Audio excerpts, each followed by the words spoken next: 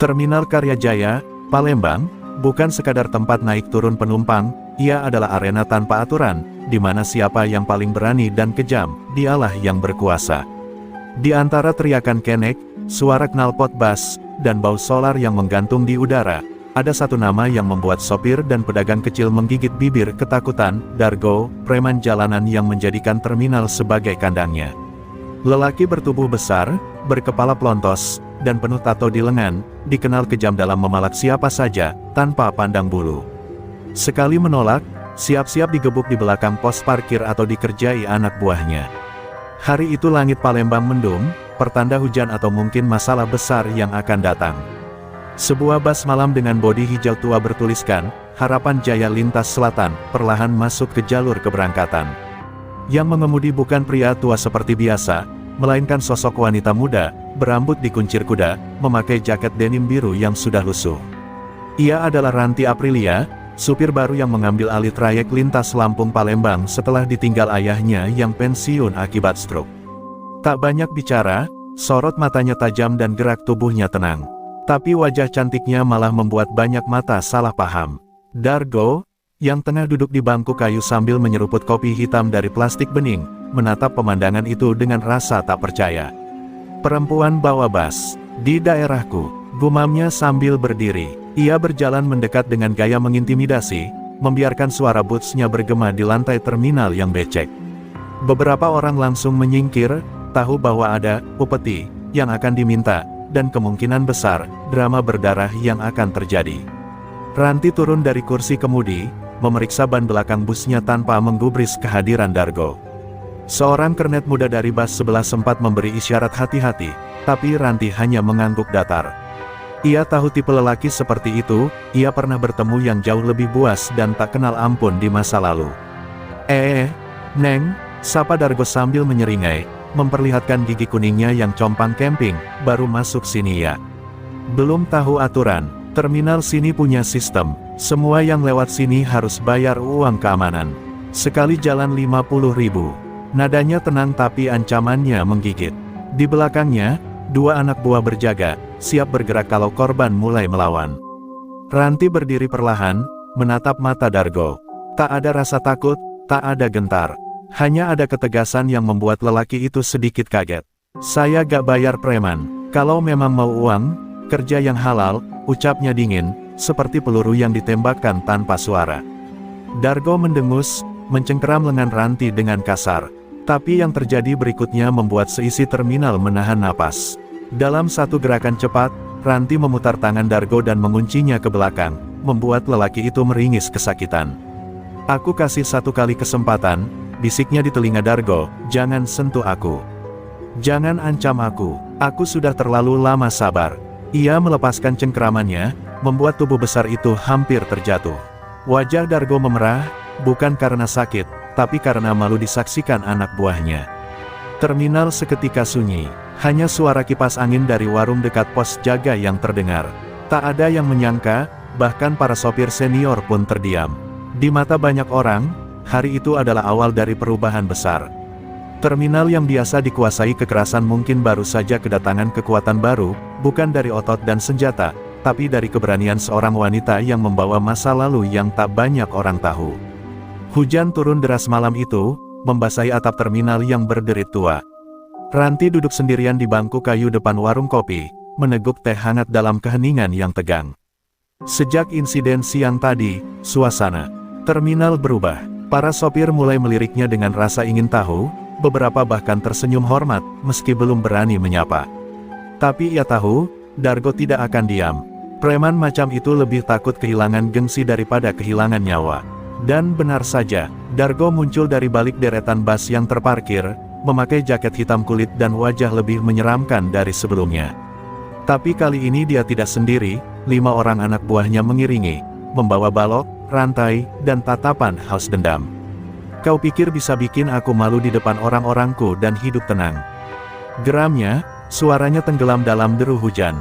Ranti berdiri perlahan, tidak dengan panik, tidak dengan marah, hanya dengan kesiapan seperti pejuang lama yang tahu pertempuran berikutnya pasti datang. Kau sendiri yang mempermalukan dirimu, Dargo. Aku hanya menyelamatkan lenganmu dari patah, jawabnya datar. Kalimat itu seperti cambuk yang menyayat harga diri Dargo di depan anak buahnya. Ia mengangkat tangan dan berteriak, "Hajar dia!" Dua anak buah langsung menyerbu dengan balok kayu, tapi Ranti bergerak lebih cepat. Ia merunduk, menangkap satu pergelangan tangan dan memutarnya ke arah berlawanan. Bunyi, krek, terdengar jelas meski teredam hujan. Lelaki itu menjerit dan jatuh, memegangi lengannya yang patah. Yang kedua dilempar ke meja warung hingga piring dan gelas beterbangan.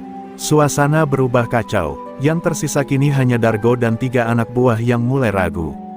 Ranti berdiri di tengah hujan, jaketnya basah kuyup menempel pada tubuhnya, tapi sorot matanya justru makin menyala. "Masih mau lanjut?" ucapnya dengan suara rendah yang memotong ketakutan. Salah satu anak buah Dargo menunduk dan perlahan mundur. 2 lainnya ikut melangkah mundur, sadar mereka berhadapan dengan bukan perempuan biasa. "Keparat!" Dargo meraung dan maju sendiri, tinjunya melayang deras ke arah Ranti. Tapi seperti membaca gerakan itu sejak awal, Ranti menghindar dan membalas dengan sikutan keras ke dada, membuat Dargo terdorong mundur dan terjatuh ke genangan air. Ia meringis, bukan karena sakit fisik, tapi karena semua mata kini menyaksikannya kalah 2 kali, oleh seorang wanita. Beberapa orang mulai berkerumun, tidak lagi takut seperti dulu. Mereka tahu, dominasi Dargo mulai runtuh. "Aku bukan pahlawan," kata Ranti, menatap semua yang menonton, "tapi aku tidak akan biarkan siapapun ditindas di tempat ini selama aku masih lewat sini."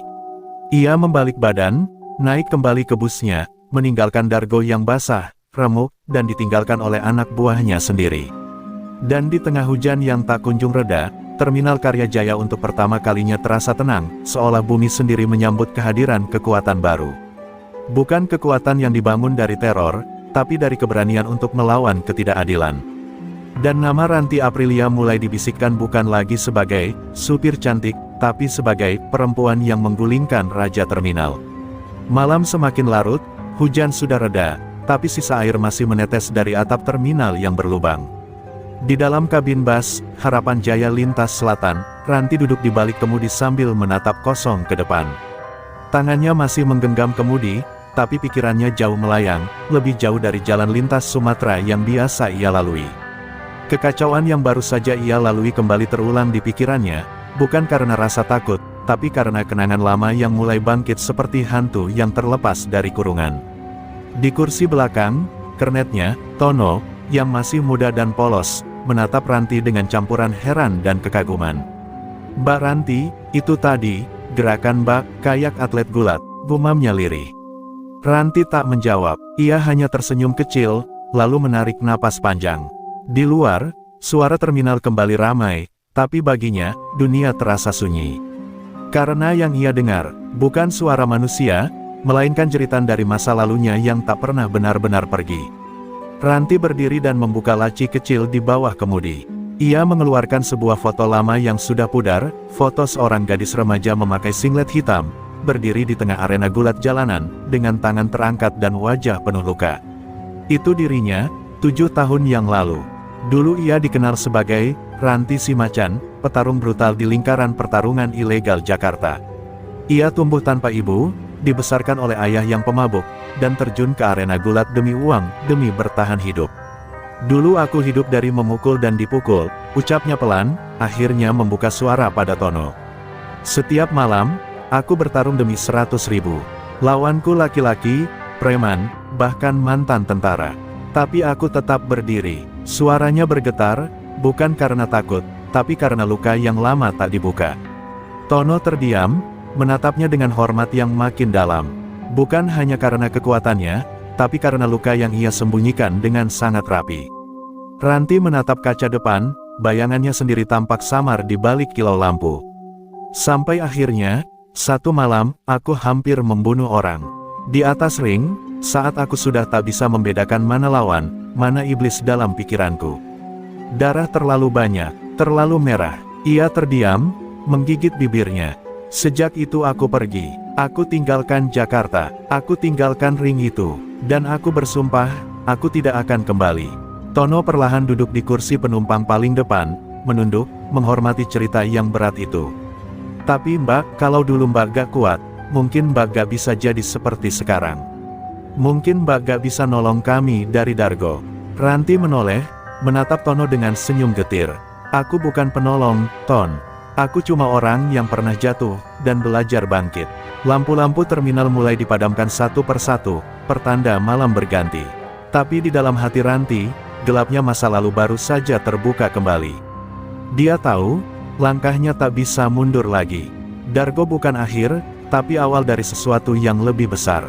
Dunia jalanan yang pernah ia tinggalkan seolah menariknya kembali, dan mungkin, kali ini, ia tidak hanya bertarung untuk dirinya sendiri. Dan di kursi kemudi itu, dengan tangan yang pernah mematahkan banyak tulang dan hati yang pernah remuk dihajar hidup, Ranti Aprilia menyalakan mesin busnya. Di balik setir itu, bukan hanya supir, tapi sosok petarung lama yang bangkit kembali, dalam diam, dalam hujan, dalam luka. Di sebuah bar gelap pinggiran jalan radial, Palembang, Dargo duduk sendiri di sudut ruangan, ditemani botol arak oplosan dan sebatang rokok yang hampir habis. Wajahnya masih bengkak dan memar sejak pertarungan memalukan di terminal. Tangannya gemetar bukan karena dingin, melainkan karena amarah yang belum padam. Tak pernah dalam hidupnya, ia, raja jalanan, ditumbangkan oleh seorang wanita. Bukan hanya dipermalukan, tapi dihancurkan di hadapan anak buah dan para saksi jalanan. Itu bukan hanya kekalahan, itu penghinaan. Ia memukul meja keras-keras, membuat beberapa orang di bar menoleh. Ranti, perempuan sialan itu, desisnya dengan mata merah dan suara serak. Di sebelahnya, Sengkel, mantan petarung liar dan salah satu kawan lamanya dari arena bawah tanah, meneguk minuman tanpa bicara. Tapi dalam hatinya, ia tahu, Dargo sedang menuju jurang yang dalam. Luka di tubuh bisa sembuh, tapi luka harga diri lelaki seperti Dargo, itu butuh tumbal. Aku mau dia hancur, bukan cuma jatuh. Aku mau dia gak bisa nyetir bas lagi. Gak bisa jalan lagi, teriak Dargo tiba-tiba, membanting botol ke lantai hingga pecah. Suaranya menggema, dan semua orang diam. Beberapa orang di bar mengenal siapa Dargo, mereka tahu, jika dia sudah mengeluarkan kalimat itu, maka akan ada darah tumpah. Tapi mereka juga tahu, musuhnya bukan orang biasa. Sengkel menatap Dargo dengan tenang. Kau yakin dia hanya supir bas biasa, Dargo? Gerakannya, dia bukan pemula. Dargo mendengus, menyeka darah kering di hidungnya. Aku sudah cari tahu. Namanya Ranti Aprilia, dulu petarung jalanan di Jakarta. Legendaris. Julukannya, Macan Petarung.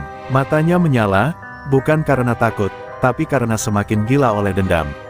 Dan sekarang dia hanya supir bas. Lucu, kita lihat seberapa jauh legenda bisa bertahan di jalanan ini. Keesokan harinya, beberapa orang tak dikenal mulai muncul di sekitar terminal. Mereka bukan anak buah lama Dargo, tapi orang-orang yang terbiasa bekerja di balik bayangan. Mata-mata jalanan, pengendara motor ugal-ugalan, dan beberapa tukang parkir mulai mendekati Ranti, menawarkan bantuan yang sebenarnya jebakan. Tono mulai merasa ada yang aneh. Beberapa orang menatap mereka dengan senyum dingin, seolah menunggu waktu yang tepat untuk menjatuhkan. Ranti tahu dia sedang diawasi. Dia bisa merasakannya dari cara udara di terminal berubah. Tapi dia tetap tenang, karena bagi Ranti, ketenangan adalah senjata utama. Ia sudah terlalu sering berada dalam medan pertempuran yang hanya bisa dimenangkan oleh mereka yang tahu kapan harus diam, dan kapan harus meledak. Dalam diamnya, ia mulai menyusun kembali refleks-refleks lamanya, dalam tidur, dalam latihan ringan, dan dalam cara ia membaca setiap langkah orang di sekitarnya. Tapi Dargo bukan satu-satunya masalah. Bisik-bisik mulai terdengar dari para sopir lain, ada yang mulai iri, ada yang takut, dan ada yang tergoda untuk berpihak pada kekuatan lama. Kemenangan Ranti memang menginspirasi banyak orang, tapi juga mengusik kenyamanan yang selama ini mereka bangun dari kompromi dengan para preman. Tidak semua suka pada perubahan, dan tidak semua orang ingin terminal ini benar-benar bebas. Di tengah tekanan dan ancaman yang makin nyata, Ranti hanya menatap ke kejauhan saat matahari mulai tenggelam di balik deretan bas. Dalam hatinya, dia tahu, jalanan ini sedang menguji keteguhannya. Dargo mungkin kalah sekali, tapi ego lelaki yang terluka bisa menjelma lebih kejam dari binatang. Dan harga dari setiap kemenangan, selalu dibayar mahal oleh orang-orang yang berani melawan. Keesokan harinya, Mentari Palembang belum sepenuhnya terbit ketika kabar tentang seorang supir wanita yang menjatuhkan Dargo menyebar lebih cepat dari asap knalpot bas yang berseliweran. Dari warung kopi terminal hingga pos-pos jaga jalan lintas, nama Ranti Aprilia menjadi bahan bisik-bisik yang sulit dibendung. Para sopir yang semula bungkam, kini mulai bicara. Ada rasa bangga, ada harapan, dan ada pula rasa takut. Mereka tak percaya bahwa seorang perempuan bisa menggulingkan penguasa terminal yang selama ini mereka takuti dalam diam. Di terminal-terminal kecil sepanjang jalur Palembang lintas timur, obrolan serupa menggema. "Kau dengar belum? Preman Dargo dibikin nyungsep sama supir cewek dari Lampung." Kalimat itu keluar dari mulut seorang kernet tua sambil tertawa kecil, seolah menyaksikan keadilan datang dalam wujud yang tak terduga. Tapi di balik senyum itu, ada kekhawatiran. Mereka tahu, Dargo bukan tipe orang yang menyerah. Bila kalah, ia akan kembali. Dan jika kembali, ia pasti membawa badai. Sementara itu, di warung kopi dekat terminal, seorang sopir senior bernama Pak Johan, yang sudah puluhan tahun melintasi Sumatera, duduk termenung sambil menatap ke arah bus Ranti yang sedang parkir. "Aku ingat dulu, ada satu perempuan di Jakarta. Ganasnya minta ampun. Orang-orang panggil dia, macan petarung," gumamnya. Seorang pedagang rokok yang duduk di sebelahnya melirik cepat. "Kau pikir itu dia?" Pak Johan hanya mengangguk pelan, seperti membenarkan tanpa kata. Ranti yang sedang membersihkan kaca spion busnya merasakan mata-mata itu, tatapan yang kini bukan hanya penasaran, tapi juga penuh hormat. Tapi ia tak terbuai. Di balik sorot tajamnya, ia tahu rasa hormat dari dunia jalanan datang cepat, dan bisa hilang lebih cepat lagi. Ia hanya membalas sapaan seperlunya, tetap menjaga jarak. Dunia ini tidak pernah ramah untuk orang yang terlalu terbuka. Di sisi lain terminal, Tono mulai ikut-ikutan jadi pusat perhatian. Beberapa kernet muda mendekatinya, mengajukan pertanyaan dengan setengah serius dan setengah bercanda. "Ton, beneran Simba Ranti dulu mantan petarung? Jurusnya kayak film." Tono tersenyum canggung. "Gak tahu pastinya, tapi yang jelas, dia bukan supir biasa." Ucapan itu langsung menyulut gelombang spekulasi di antara para pekerja jalanan. Ranti menjadi teka-teki, dan teka-teki adalah bahan bakar cerita-cerita besar di dunia bawah. Namun kabar itu tak hanya berhenti di terminal. Beberapa preman dari luar kota, bahkan dari jalur Pelaju dan Prabu Mulih, mulai mendengar nama Ranti. Dan seperti luka lama yang menganga, kabar itu akhirnya sampai juga ke telinga seseorang dari masa lalu Ranti, Joker Saputra, mantan promotor gulat jalanan Jakarta yang dulu membesarkan dan sekaligus menghancurkan Ranti. Dari balik layar, Joker menyeringai, memandang ponsel berisi video Ranti saat melumpuhkan Dargo. "Akhirnya kau muncul lagi, Ranti," bisiknya dingin. Sementara itu, Dargo mengamati perkembangan ini dengan rahang mengeras. Setiap kabar kemenangan Ranti adalah pisau yang menusuk harga dirinya.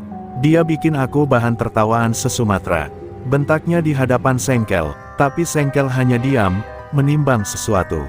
Di kepalanya, ia tahu Dargo butuh lebih dari sekadar amarah.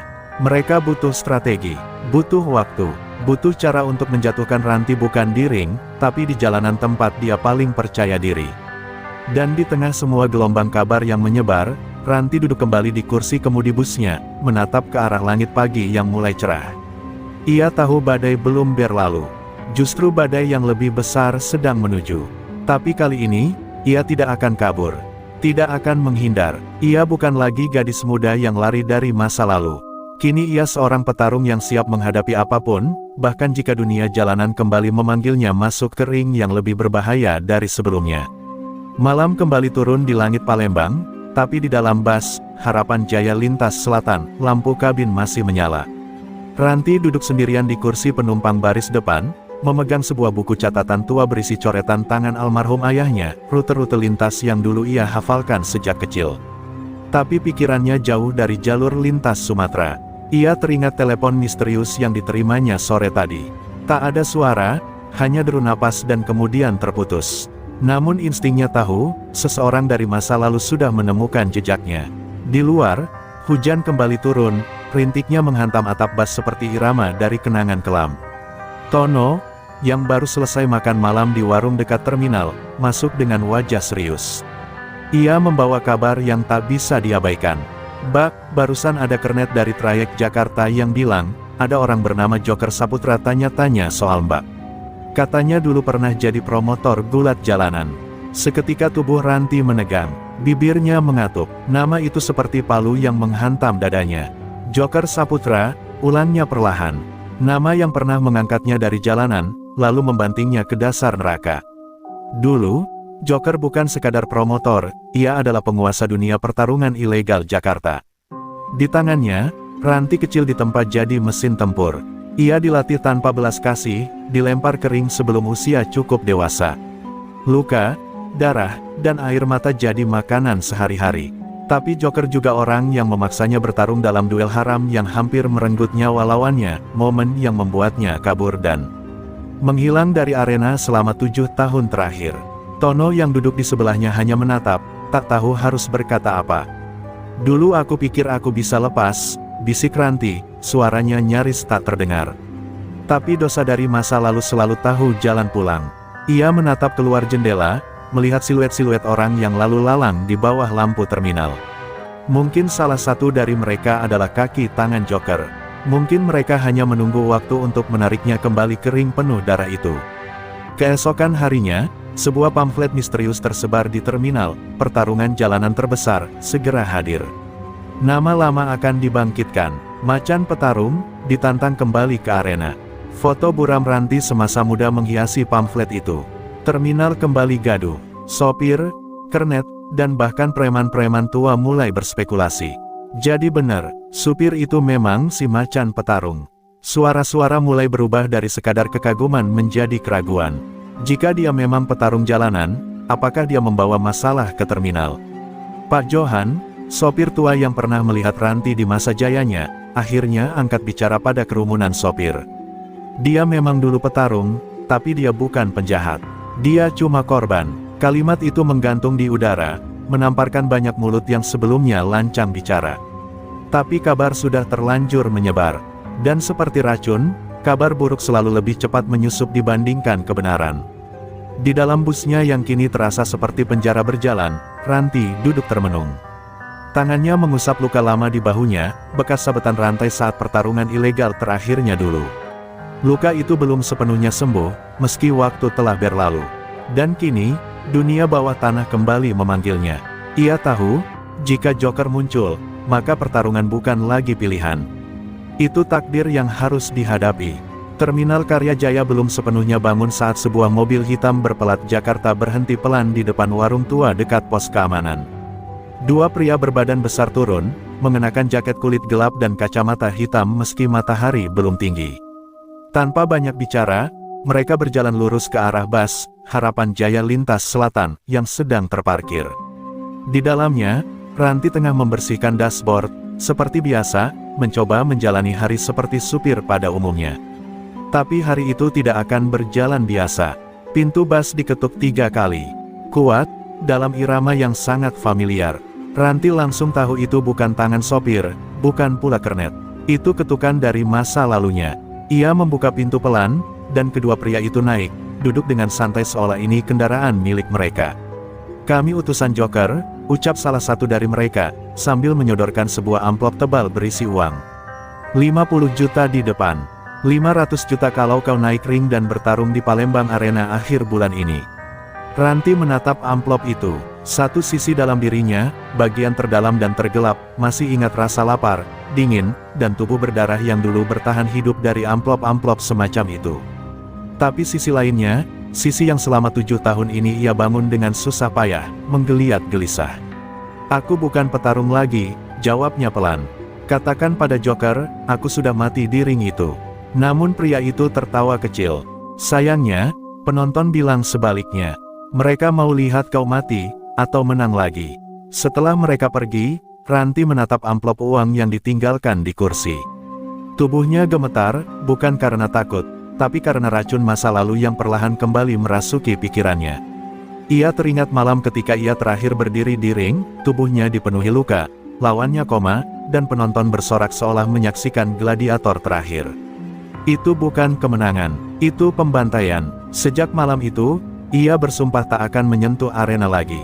Namun, dunia tak peduli pada sumpah orang-orang kecil.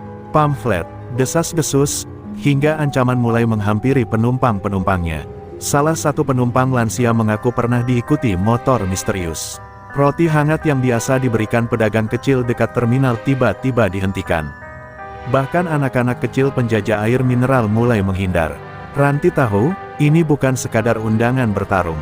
Ini pemaksaan, tekanan psikologis. Dan Joker adalah maestro permainan kotor seperti ini. Tono, yang menyaksikan semuanya, semakin resah. Mbak, ini bukan lagi soal bertarung atau enggak. Ini soal kita semua. Mereka mau kita takut. Mereka mau terminal ini tunduk. Ranti menatap pemuda itu, mata Tono belum lama mengenal kerasnya dunia, tapi ia tahu makna keberanian. Ranti menahan air matanya yang hampir jatuh.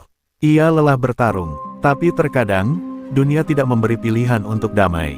Di malam yang sepi, Ranti kembali mengenakan sarung tangan kulit hitam yang dulu ia simpan di bawah tempat tidur Bas. Tangannya gemetar saat memakainya. Dulu benda ini adalah simbol kekuatannya, kini, benda ini terasa seperti beban. Tapi dia sadar, jika ia tak menghadapi ini, semua orang yang ia lindungi akan ikut hancur. Joker bukan sekadar hantu masa lalu. Ia kini bayangan yang mengancam masa depan siapapun yang ada di jalurnya. Dan untuk pertama kalinya setelah bertahun-tahun, Ranti berdiri di luar Bas, menatap kosong ke langit malam, dengan luka lama di tubuh dan luka baru di hati. Ia tahu satu hal pasti, jika harus kembali kering, maka kali ini bukan demi uang, bukan demi gengsi, tapi demi membungkam setan yang menganggap luka manusia sebagai tontonan.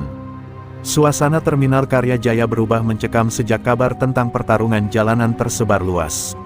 Para sopir jadi was-was, kernet enggan menginjakkan kaki terlalu lama di luar Bas. Bahkan para pedagang kaki lima mulai berbisik-bisik setiap kali Ranti lewat, seakan perempuan itu membawa badai bersamanya. Di balik bayang-bayang terminal, mata-mata Joker mengintai, mencatat setiap gerak-gerik Ranti. Tekanan itu perlahan-lahan menjelma jadi tali yang menjerat leher. Pagi itu, Ranti didatangi oleh seorang wanita tua bernama Bu Umi, penjual lontong langganan para sopir. Wajahnya pucat, suaranya bergetar saat bicara. "Mbak Ranti, anak saya tadi malam dibawa orang. Katanya kalau Mbak nggak naik ring, anak saya bakal." Suaranya tak selesai, tangisnya pecah seketika. Ranti membatu. Ini bukan lagi soal dia. Ini sudah berubah jadi pemerasan brutal terhadap orang-orang tak bersalah di sekitarnya. Di bawah sengatan matahari Palembang, Ranti menatap hamparan terminal yang kini terasa asing. Ia berjalan pelan menuju bangunan tua yang dulunya digunakan sebagai gudang koperasi sopir. Disitulah biasanya jaringan lama Joker beroperasi. Tapi hari itu, di dalam bangunan itu, hanya ada satu orang yang menunggu, Bayu, mantan pegulat jalanan yang dulu jadi rival sekaligus korban amukan Ranti di masa silam. Luka di pelipisnya belum hilang, walau sudah 7 tahun berlalu. "Aku ditugaskan jadi lawanmu nanti," kata Bayu, tanpa senyum. "Tapi sebelum itu, aku cuma mau bilang satu hal, aku enggak dendam. Kita sama-sama korban Joker. Tapi kalau kau gak mau bertarung, mereka bakal pilih orang lain buat dilukai. Mungkin anak kecil, mungkin orang tua." Kata-kata Bayu seperti cambuk yang menyayat. Dunia ini memang tak memberi tempat untuk yang ingin berhenti bertarung. Yang lemah akan diinjak, yang kuat dipaksa menari di atas luka. Malamnya, Ranti duduk di kursi depan busnya, memandangi catatan kecil yang ia tulis seminggu lalu, rencana rute, persiapan logistik, daftar barang dagangan penumpang. Semua itu terasa tak berarti dibandingkan dengan yang akan ia hadapi. Satu persatu, orang-orang yang ia kenal mulai terkena imbas. Bahkan Tono, yang mencoba melindunginya, dipukul oleh orang tak dikenal. Saat sedang membeli bensin cadangan. Pesan jelas, lawan kami, atau semuanya akan hancur. Keesokan harinya, selembar surat kontrak muncul di bawah wiper kaca Bas Ranti. Ditulis tangan, namun cap darah di sudutnya membuat bulu kuduk meremang. "Tanda tangani dan kami akan bebaskan semuanya. Tolak, dan kami buat kota ini berlutut." Di bawahnya, ada foto Bu Umi, Tono, dan 2 penumpang tetap yang biasa duduk di kursi belakang Bas. Joker tahu kelemahannya, dan tak segan menginjaknya. Dengan tangan gemetar, Ranti duduk di dalam Bas. Matanya menatap kosong ke langit-langit kabin. Pilihan itu kini hanya 2, kembali kering dan mempertaruhkan hidupnya, atau tetap diam dan membiarkan ketakutan menghancurkan semuanya. Namun di tengah kehancuran batin itu, perlahan sesuatu tumbuh dalam dirinya, api yang dulu padam, mulai menyala kembali. Jika ini adalah arena yang harus dia hadapi untuk membebaskan semuanya, maka ia tak akan mundur. Kalau Joker ingin lihat darah, gumamnya sambil mencengkeram sarung tangan tuanya, maka dia akan lihat darahnya sendiri. Senyap malam menjadi saksi saat seorang mantan petarung akhirnya mengambil keputusan. Ia tidak lagi bertarung untuk uang. Kali ini, ia akan bertarung untuk harga diri, keadilan, dan orang-orang yang telah ia anggap sebagai keluarganya. Hanya dalam waktu seminggu, sebuah lapangan kosong di pinggiran Sungai Musi berubah menjadi arena pertarungan bawah tanah terbesar yang pernah diselenggarakan di Palembang. Di tengah-tengahnya, sebuah ring besi berdiri kokoh, dikelilingi pagar seng dan kursi-kursi reyot yang akan dipenuhi penonton haus darah. Nama-nama lawas mulai muncul dari bayang-bayang, Brengmos, Rahmat Tulang Baja, hingga seorang wanita muda yang disebut-sebut sebagai anak didik Joker dari Bandung. Pertarungan ini bukan sekadar duel. Ini adalah pertunjukan balas dendam, kekuasaan, dan pertaruhan nyawa. Ranti berdiri di balik tirai ring yang belum terbuka. Di tubuhnya, luka lama seakan berdetak kembali. Napasnya pelan, matanya memejam. Bayangan-bayangan masa lalu muncul satu persatu, suara sorak-sorai, suara tulang patah, darah, dan air mata. Tapi kali ini, ia tidak akan menjadi alat. Ia datang bukan sebagai Ranti si pembantai, nama yang dulu diagungkan. Ia datang sebagai penjaga orang-orang yang telah disandera oleh ketakutan. Tono, meski wajahnya masih bengkak, datang menyelinap ke belakang panggung bersama dua orang kernet muda. "Kami di sini, Mbak," bisiknya. "Apapun yang terjadi nanti malam, kami enggak akan biarkan kau sendirian." Mata Ranti berkaca-kaca, ia menggenggam tangan mereka sejenak, lalu mengenakan sarung tangan tuanya. Kali ini, bukan demi sorotan, tapi demi diamnya malam yang telah mereka rebut dari ketakutan. Ketika pengeras suara tua menggaungkan nama Ranti, para penonton berdiri. Mereka tak percaya wanita itu kembali. Sorak-sorai terdengar brutal, liar, seperti zaman dahulu. Tapi Ranti tetap melangkah perlahan. Sepatu bot tuanya menghantam tanah keras ring, seirama dengan degup jantungnya. Lawannya malam itu, Rahmat Tulang Baja. Seorang pria tinggi besar, bertubuh seperti batu karang, yang dulu pernah menyebut Ranti, hanya perempuan yang kebetulan beruntung. Pertarungan dimulai tanpa aba-aba. Rahmat langsung melancarkan pukulan beruntun, ingin mengakhiri segalanya dalam satu babak. Tapi Ranti bergerak lincah, lebih tenang dari sebelumnya. Ia membaca setiap gerakan, setiap napas Rahmat, dan dengan satu pukulan ke arah rahang, membuat pria raksasa itu terhuyung. Penonton terdiam sejenak, lalu meledak dalam sorakan gila. Malam itu, Palembang kembali menyaksikan legenda yang bangkit. Namun bukan hanya sorak-sorai yang bergema. Dari kejauhan, Joker memperhatikan dari atas menara kecil yang dibangun khusus untuknya. Wajahnya datar, tapi matanya tajam. Ia tahu, Ranti bukan lagi bidak. Ia kini ancaman. "Kirimkan lawan selanjutnya," bisiknya pada ajudannya. "Kita lihat seberapa jauh dia bisa bertahan sebelum jiwanya patah." Ranti duduk sejenak di sudut ring. Napasnya berat, tapi matanya tetap menyala. Ia belum selesai. Pertarungan pertama hanyalah pembuka. Ia tahu Joker akan mengirim lebih banyak. Tapi di hati kecilnya, ia sudah siap. Jika harus berdarah, ia akan berdarah. Jika harus kalah, ia akan kalah sebagai manusia bebas, bukan budak dari sistem busuk yang menjual kekerasan demi uang. Dan malam itu, ketika namanya kembali disebut untuk duel kedua, ia berdiri dengan tubuh penuh keringat dan darah, tapi kepala tegak. Dunia boleh memanggilnya apapun, pegulat, pembantai, sopir, atau preman. Tapi mulai malam itu, dunia juga harus tahu satu hal, Ranti tak lagi lari. Langit Palembang malam itu seperti ikut bersedih.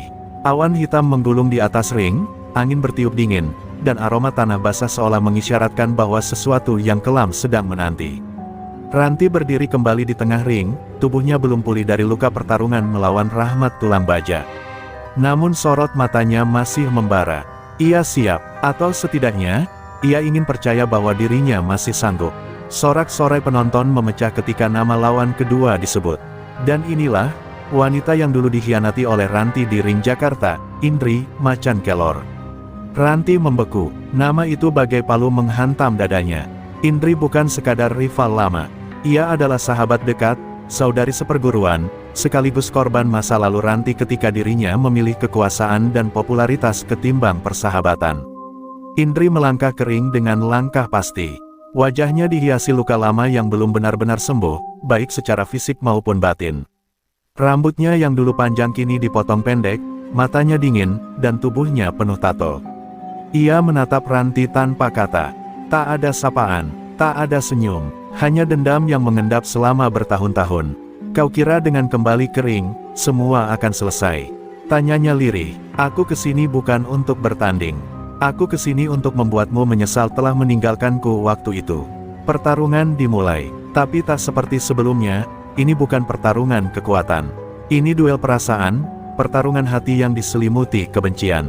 Ranti menahan pukulan demi pukulan, enggan membalas. Tapi Indri semakin membabi buta, seolah melampiaskan tahun-tahun sakit hati yang telah ia pendam. Darah mengucur dari pelipis Ranti, namun ia tak kunjung melawan. Kalau ini bisa menghapus dosaku, pukullah, bisik Ranti pelan, meski nyaris tak terdengar di tengah gemuruh penonton. Indri akhirnya berhenti, nafasnya tersengal, tangannya gemetar. Air mata yang sejak tadi ia tahan akhirnya luruh bersama hujan gerimis yang mulai turun. Kenapa kau diam saja? Teriaknya dengan suara parau. Ranti menatapnya lekat-lekat. Karena aku tahu, satu-satunya orang yang bisa menyelamatkanmu dari dirimu sendiri, adalah aku. Dan aku tidak akan menambah luka di antara kita. Tangis Indri pecah. Ia menjatuhkan diri di ring, bukan karena kalah, tapi karena akhirnya hancur oleh kenyataan bahwa luka itu tak bisa sembuh dengan kekerasan. Penonton bingung, beberapa mencemooh, beberapa terdiam. Tapi Joker, yang mengamati dari kejauhan, mengepalkan tinjunya. Rencana mematahkan semangat Ranti gagal. Malah sebaliknya, malam itu Ranti justru menyatukan kembali pecahan masa lalunya. Ketika Ranti menolong Indri bangkit dan memeluknya di tengah ring, sesuatu yang lebih kuat dari kemenangan mulai tumbuh. Penonton mulai bertepuk tangan, bukan untuk pertarungan, tapi untuk keberanian memaafkan. Malam itu, Ranti memenangkan bukan hanya duel fisik, tapi duel hati, pertarungan yang paling menyakitkan sekaligus paling membebaskan. Hujan masih turun, rintik-rintik ketika Ranti dan Indri meninggalkan ring, berpegangan tangan dalam diam yang penuh makna. Tapi ketenangan itu hanya berlangsung sekejap. Dari kejauhan, suara mikrofon retak menggema, lalu disusul tawa rendah yang sangat dikenali Ranti. Suara itu dingin, licik, dan menggetarkan jiwa. Pertunjukan belum selesai, Ranti, ucap Joker dari menara pengawas. Kau kira kau bisa mencuci dosamu dengan air mata? Ini Palembang, kami tak pernah lupa, dan kami tak pernah memaafkan. Lampu ring tiba-tiba mati, menyisakan gelap yang pekat. Saat menyala kembali, ring telah kosong, tapi dari balik kabut tipis hujan, muncul satu sosok pria besar bertopi hitam. Langkahnya berat, dan setiap derap kakinya seolah menghantam dada Ranti. Napasnya tercekat, tubuhnya melemas. Sosok itu adalah Rudy, mantan pasangan sekaligus musuh terbesarnya di masa lalu, pria yang dulu melatih Ranti untuk bertarung, lalu menghancurkan hidupnya dengan menjualnya ke arena-arena ilegal. Sudah lama ya, Ran. Rudy bicara tanpa emosi, seolah mereka hanya dua orang asing yang kebetulan bertemu. Tapi Ranti tahu betul, ia sedang berhadapan dengan hantu paling kelam dari hidupnya. Kukira kau sudah mati, tapi ternyata kau hanya lari. Dan sekarang, kau kembali, berharap semua orang akan memelukmu. Dunia ini tidak selembut itu, sayang. Ranti terdiam, bibirnya gemetar. Ini bukan lawan seperti Rahmat atau Indri. Ini pria yang dulu menciptakan monster dalam dirinya, yang memaksanya bertarung meski kaki remuk, yang pernah menjeratnya dalam rasa cinta palsu hanya untuk memperalatnya demi uang. Seluruh trauma masa lalunya bangkit. Lututnya nyaris lemas. Tapi ia tahu, jika ia menyerah malam itu, bukan hanya dirinya yang akan hancur, melainkan juga semua harapan Kernet, para sopir, dan Indri. Pertarungan dimulai, tapi tak ada sorak kali ini. Penonton seakan tahu, ini bukan lagi tontonan. Ini penyiksaan batin yang mewujud dalam pukulan-pukulan kejam. Rudy menyerang tanpa ampun, setiap hantamannya membawa pesan dendam dan ego. Ranti bertahan, tapi tubuhnya mulai melemah. Pukulan keras menghantam rusuknya, ia jatuh tersungkur, darah keluar dari mulutnya. Rudy menunduk, berbisik, kau bukan siapa-siapa tanpaku. Tapi justru di titik paling rendah itu, mata Ranti menangkap sesuatu, wajah-wajah di sekeliling ring, para sopir wanita, para kernet muda, bahkan Indri yang berdiri dengan tangan menggenggam erat. Mereka semua mempercayainya, dan untuk pertama kalinya dalam hidup, Ranti merasa tidak sendiri. Dengan sisa tenaga, ia bangkit, mencengkram tali ring dan berdiri kembali. Kau salah, Rat, gumamnya lirih. Aku memang bukan siapa-siapa tanpamu, dulu. Tapi sekarang, aku milik diriku sendiri. Sorakan kembali menggema. Ranti melesat dengan kekuatan terakhirnya, menghujamkan serangan bertubi-tubi ke dada dan rahang Rudy. Pria itu terkejut, kehilangan keseimbangan, lalu ambruk di atas ring. Penonton meledak, tapi Ranti tak ikut merayakan.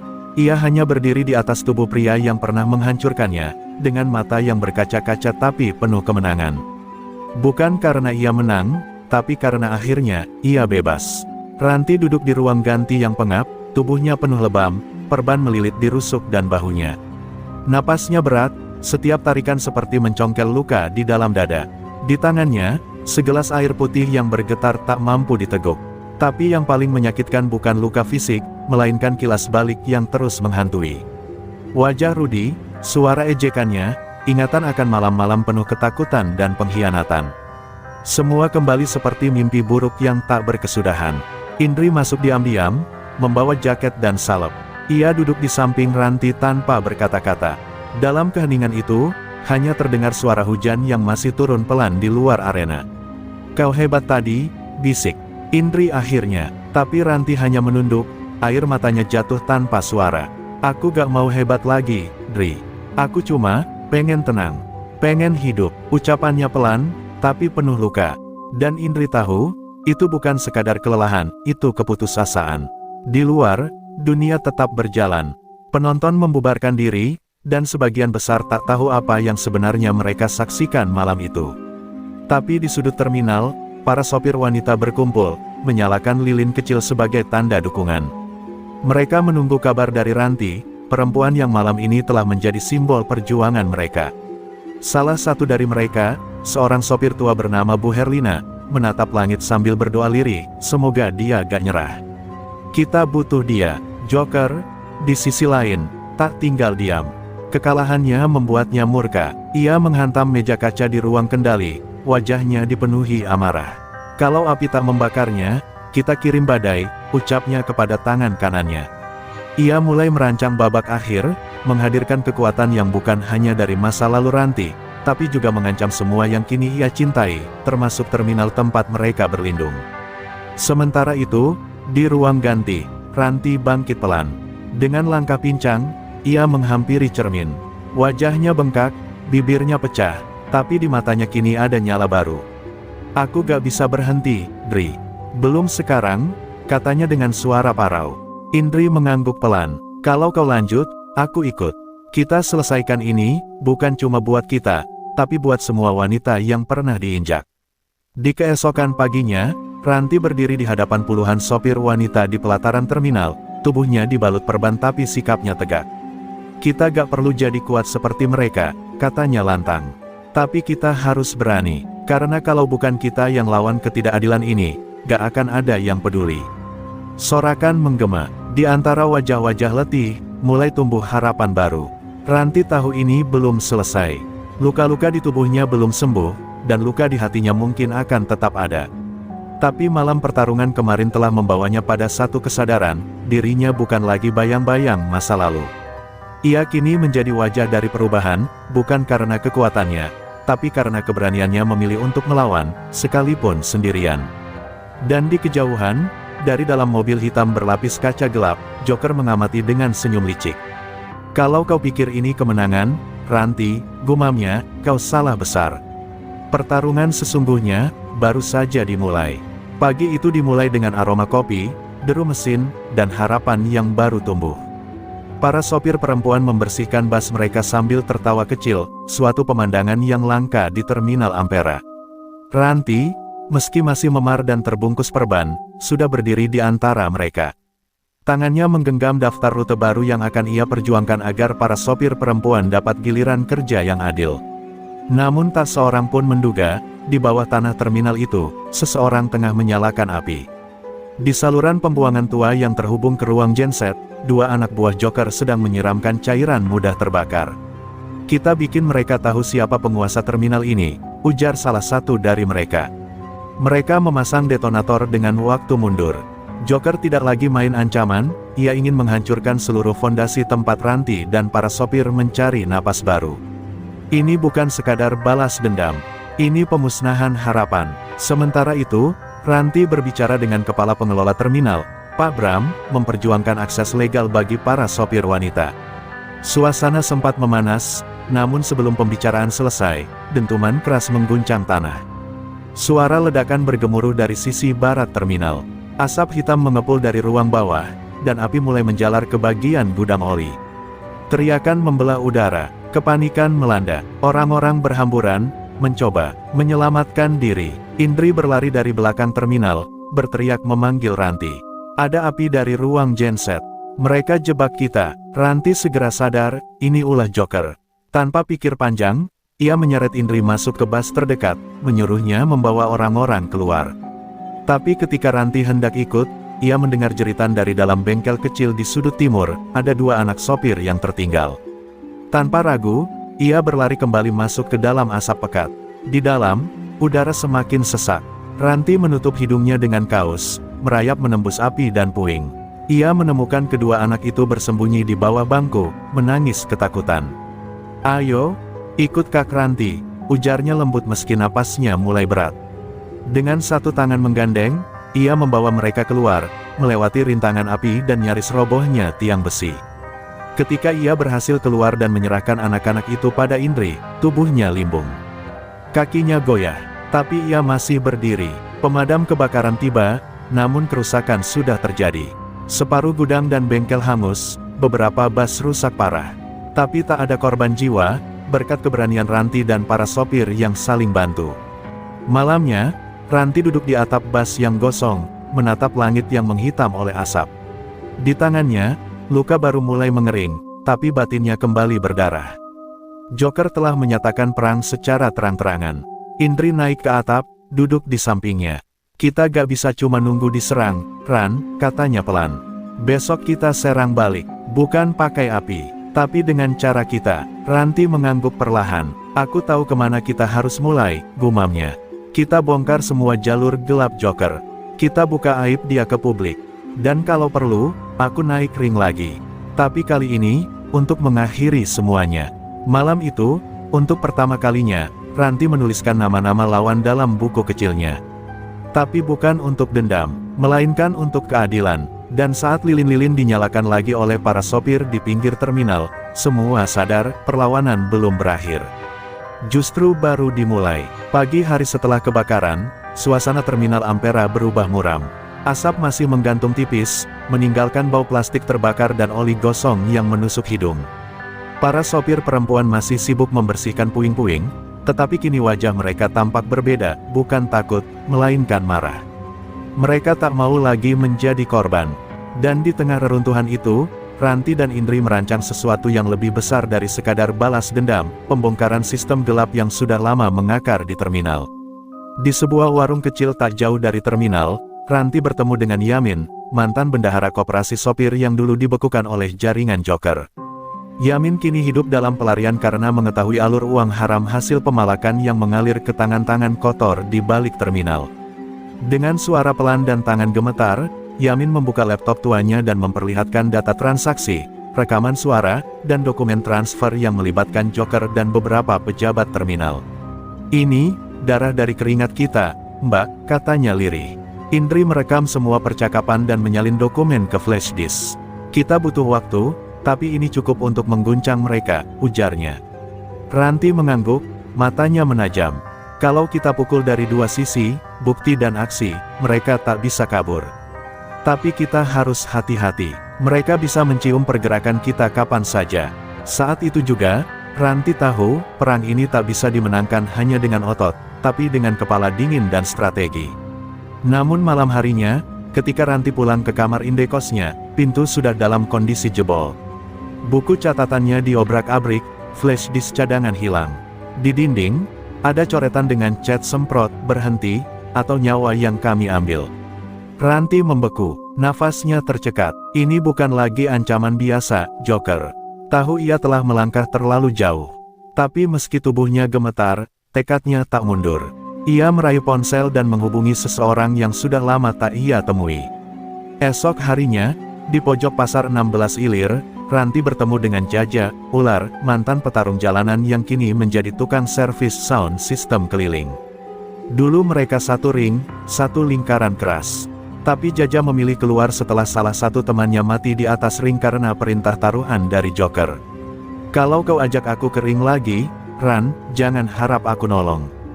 Tapi kalau kau mau robohkan Joker, aku ikut, kata Jaja datar. Ranti tersenyum pahit. Aku gak ajak berantem, Ja. Aku ajak bersih-bersih. Jaja memperkenalkan Ranti pada seorang wartawan radio lokal yang kerap menyelidiki kasus premanisme dan korupsi pelabuhan. Dengan bantuan rekaman Yamin, mereka mulai menyusun laporan investigasi. Perlahan, jaringan Joker mulai tergambar jelas, dari tukang parkir terminal, pejabat koperasi, hingga oknum kepolisian. Dan yang paling mengejutkan, salah satu pejabat Pemkot juga ikut bermain. Itu sebabnya selama ini tak ada laporan yang diproses. Ranti tahu, saat data ini dirilis ke publik, hidupnya tak akan pernah sama. Tapi ia tak gentar. Kalau aku tumbang, setidaknya orang tahu siapa sebenarnya yang meracuni kota ini, ucapnya kepada Indri. Di malam yang hening, mereka berdua duduk di atap bas, seperti malam-malam sebelumnya. Tapi kini bintang di langit tampak lebih redup, tanda badai besar akan segera datang. Dan benar saja, 2 hari kemudian, seseorang menguntit Ranti dalam perjalanan pulang. Di tikungan sepi dekat jembatan Musi, sebuah mobil hitam tanpa plat nomor menabrak motornya dari belakang. Tubuh Ranti terlempar, menghantam pohon. Ia tak sadarkan diri, dan malam pun memeluk tubuhnya yang bersimbah darah di bawah cahaya lampu jalan yang berkedip pelan.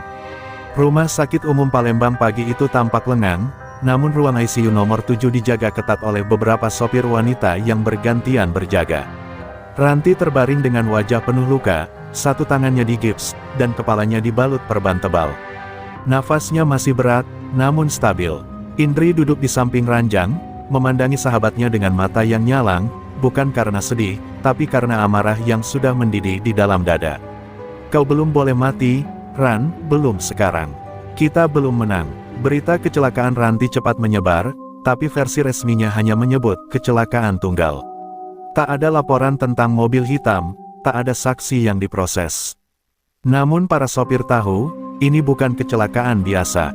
Ini pesan, dan pesan itu mereka terima jelas, siapapun yang melawan, akan disingkirkan. Tapi alih-alih membuat gentar, insiden ini justru menyatukan para sopir wanita lebih kuat dari sebelumnya. Di bawah kepemimpinan Indri, mereka menyusun langkah lanjutan. Malam itu, di sebuah bengkel tua yang dulunya tempat kumpul petarung jalanan, Jaja, Ular, berdiri di depan belasan orang yang dulunya mantan petarung, montir, sopir, bahkan pengamen. Ini bukan lagi soal Ranti. Ini tentang kita semua yang udah terlalu lama tunduk, katanya. Indri kemudian maju, menunjukkan foto-foto dan data yang Ranti titipkan ke cloud drive milik almarhum ayahnya. Semua bukti masih utuh. Kalau mereka pikir Ranti bisa dihentikan dengan mematahkan tulangnya, mereka keliru. Yang bangkit lebih dari satu. Salah satu yang hadir malam itu adalah Leli, supir bas akap yang pernah dipalak hingga tak bisa kirim uang untuk anaknya. Ia berdiri dan berkata lantang, selama ini kita takut, karena merasa sendiri. Tapi malam ini, kita buktikan, kita banyak. Suara tepuk tangan bergemuruh di bengkel itu. Rencana mereka jelas, hari Sabtu nanti, saat terminal paling ramai, mereka akan melakukan unjuk rasa besar-besaran, membawa bukti ke media lokal, dan menuntut pembekuan semua pejabat yang terlibat. Namun rencana itu tak berjalan semulus yang mereka kira. 2 malam menjelang aksi, rumah Indri dilempari molotov. Untung api cepat dipadamkan, tapi pesan jelas, mereka diawasi.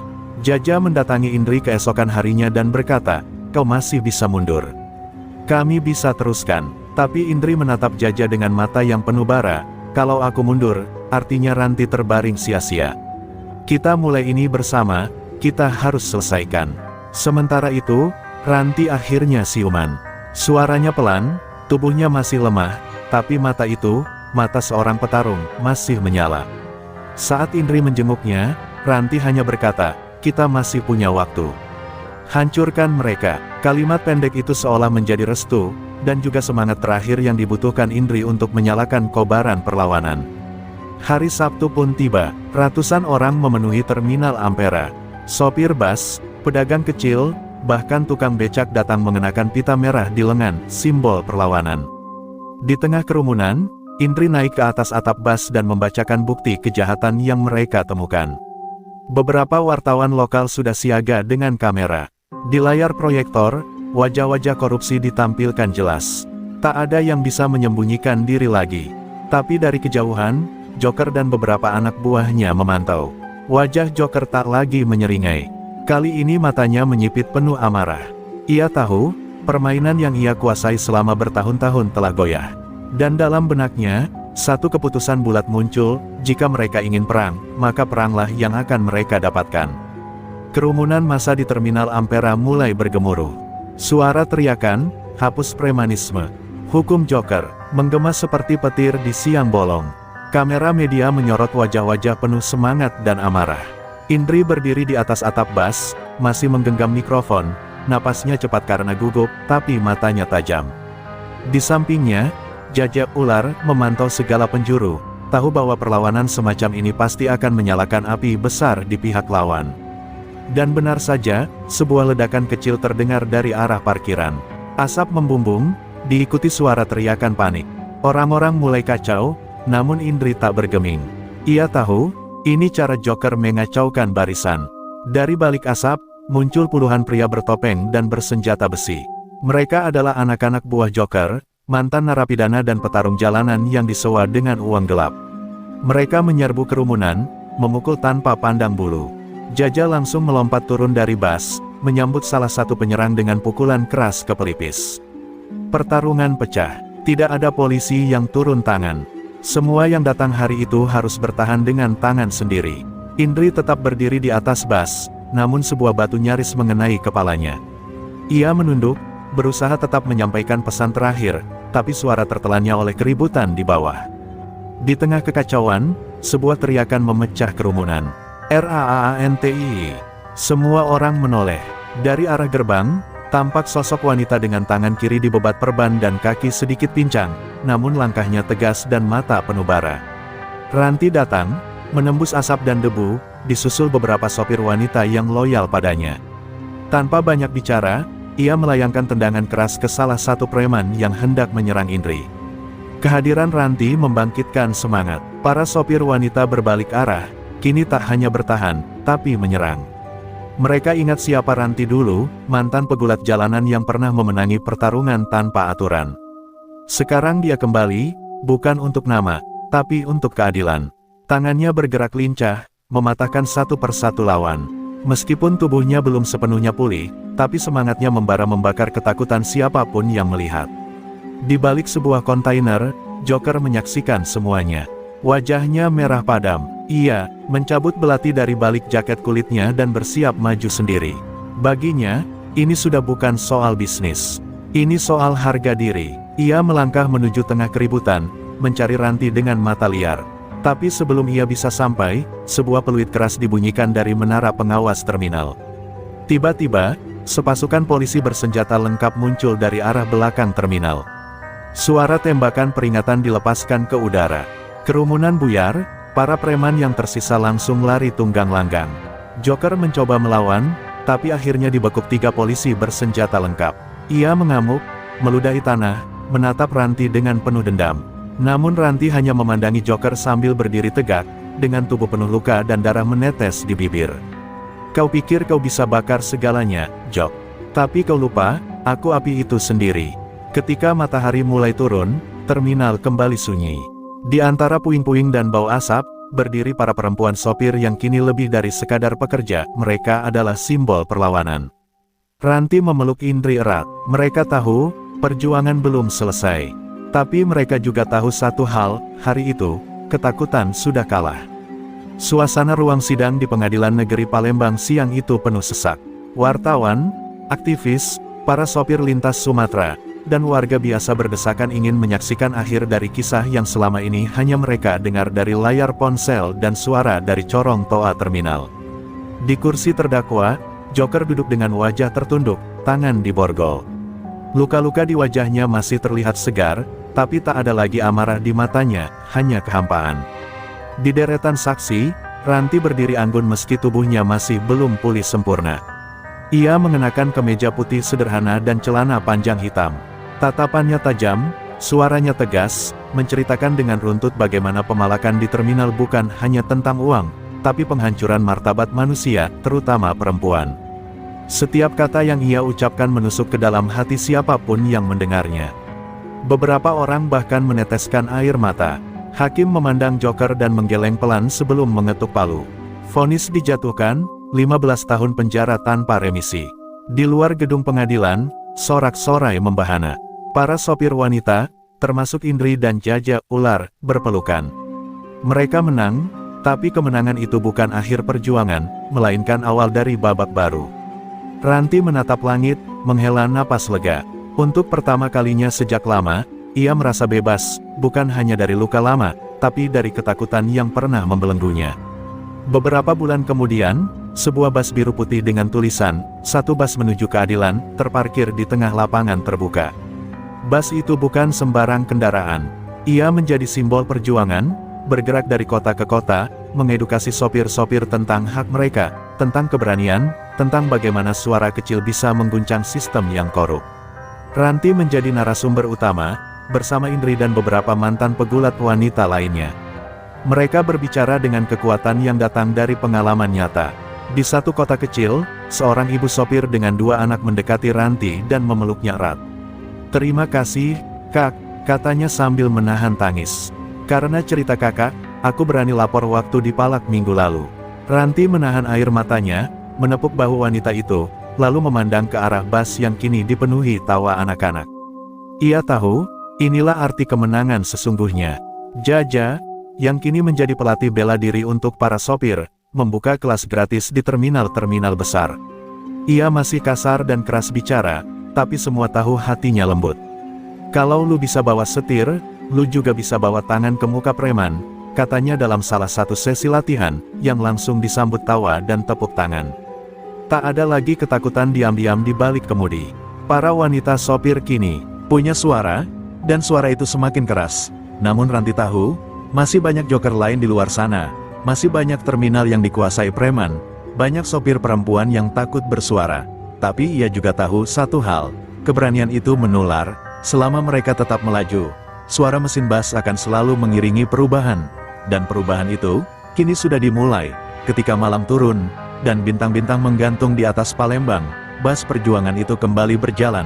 Di dalamnya, duduk Ranti di dekat jendela, memandangi lampu-lampu kota yang dulu pernah jadi saksi luka. Kini, kota itu menjadi saksi harapan. Ia tersenyum tipis. Bukan karena cerita sudah berakhir, tapi karena cerita mereka baru saja dimulai.